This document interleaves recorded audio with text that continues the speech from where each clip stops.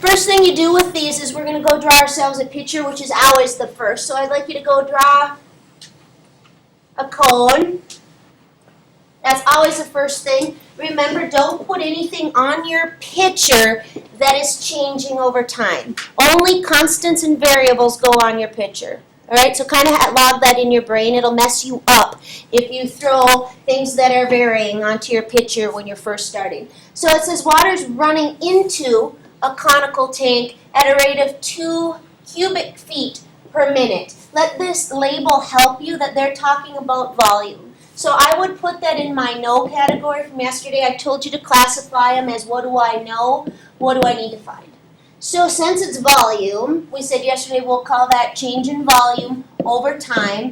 And now keep track of when you're doing your worksheet especially, whether things are increasing or decreasing over time. Because water's running into it, my volume is positive. But there's one, I think, if it's not on your worksheet, it's in your book where the water's running out of the cone. Then you'd use a negative. So they're giving me the change in volume over time. Nothing goes on my picture, that's changing. The tank is standing at its point down, and it has a height of 10 feet. Now that can go on my picture because it's the height of the cone. And over time, as water's running into it, that height stays constant. So any constants, go ahead and put on your picture. And it says a base radius of 5, so I'm going to go put that on here too. As long as they are constant, I said it a zillion times, but it's super important with these, that you separate out what's changing over time and what's not. So let's go take a look at this. We are to find how fast the water level is rising, so go put a little water level on here. When the water is 6 feet deep, don't go put a 6 on here. Again, the water is rising, we're going to stop it, and at that instant, we're going to find how fast it's rising when the water is 6 feet deep. So, I'm going to call my find. What do you think I'm going to call it? What would be a good thing to call the height of the water? DH, yeah, let's go do that. So I want to find DH dt when the water is 6 feet deep. So when H equals 6 feet. That's what I have going. So again, first of all, you organize. Get yourself a good picture. What do you need to know? What do you need to find? Watch out for negatives. Was there one on your homework yesterday with the air traffic control person? Did you do that one? And because one plane was heading in and one was heading in this way, which means their distances were getting shorter from each other, your rates had to be negative, right? So watch out for that. But this one we're positive because we're filling it up, so we're good to go. All right. Now what step in the process is to write the equation for the picture. This is volume of a cone. You don't need to memorize it. I gave you an equation sheet yesterday. It's on the AP test. They'll tell you using the formula, and they'll give it to you. So formula for volume of a cylinder is 1/3 pi r squared h. Basically, I mean a cone. A cone takes up 1/3 of the space of a cylinder. So that's what, there's your cylinders formula if you need it. Cones are 1/3 of them. All right, so here's the problem. Take a look at what you need to find. dH dt when h is 6 feet. My problem is I have a radius in here and no stuff about the radius. So at this point, you're going to stop, and I'm going to have you write it in your notes so you realize what you did. You need to write, and anytime you have two variables on the same side, it's pretty standard that one of them you're going to mess with. So we're going to write r, I'm going to bracket this off so you can see it, in terms of h. So let's go back and take a look at it. All right, I'm going to write r in terms of h. Look at them up here. I'm going to go put my h on here of my water and the r of my water. That's what I'm finding, the volume of the water, right? It's changing over time. Take a look at how they're related. We've got similar triangles in here. The radius is what? Half of the height. Do you see it? Right? So that's what you're going to do. Just take it briefly and say radius is half the height. Now I'm going to stop for a second because this is important. If they told you how the radius was changing when the radius was 5, then you'd go back here and you'd say, okay, the height is twice the radius. But you need to get it down to only the variable that you're concerned with. And in this one, it's the height. So now I'm not doing anything yet. I'm going to go rewrite this. I have 1/3 pi, my radius, which is half the height, squared times the height. I have done no calculus yet. I'm strictly in a geometry context here. I've got no calculus going whatsoever. I'm still not going to do any. I'm going to clean up this. So let's clean it up as much as possible.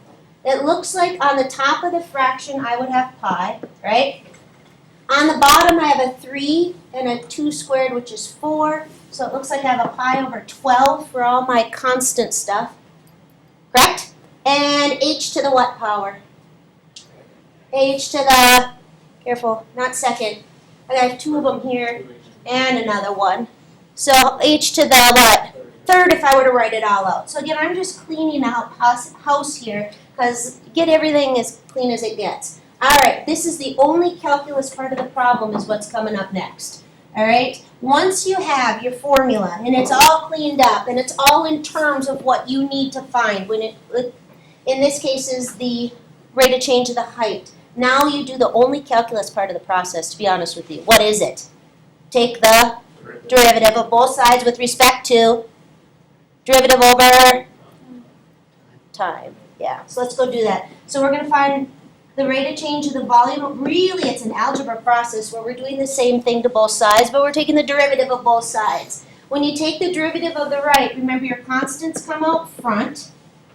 You take the derivative of h cubed with respect to time. So what's the derivative of h cubed would be 3h squared, but then what did I tell you yesterday? You have to tack on to that. It's like a chain rule implicit problem where we'd have y cubed and you guys would say it's 3y squared times y prime. So yeah, so right here we're 3h squared times dh dt. You always have to do that. All right?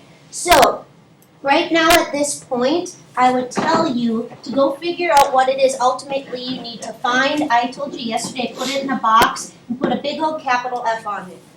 And what it means is they must have given you everything else or giving you enough info to find it. So last step here, did they tell you how the volume is changing over time? And you'd say, yes, they did. They told me it's 2 cubic feet per minute. So that gets replaced with a 2.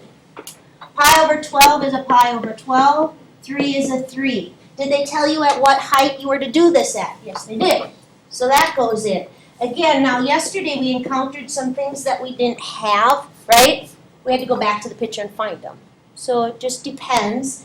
And I'm trying to isolate or find dh dt. So I'm almost done with this. I want to extend my page here. Will it let me? There we go.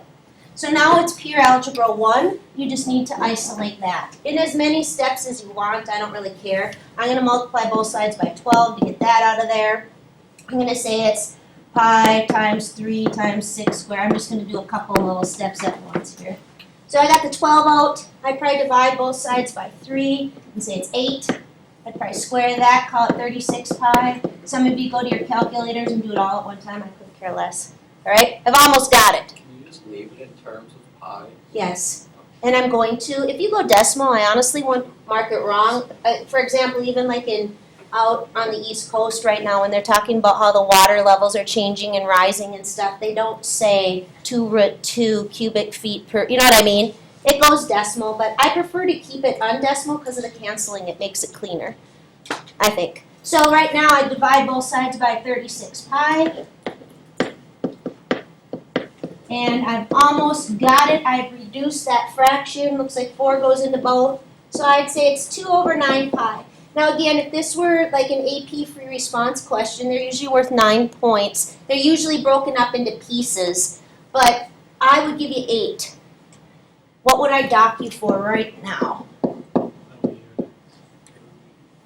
No label. Yeah, exactly. So go back and look at what it is before you label it. If it's an area, it'd be feet squared per whatever, volume, cubic feet. This was simply the height changing. So was this in feet? It's not up there. So it's feet per, was it minutes or seconds? Minutes. I lost the top of my problem. So my height is changing at a rate of 2 divided by 9 pi feet per minute. If you want to go decimal with it, go ahead. So I'm done with that one.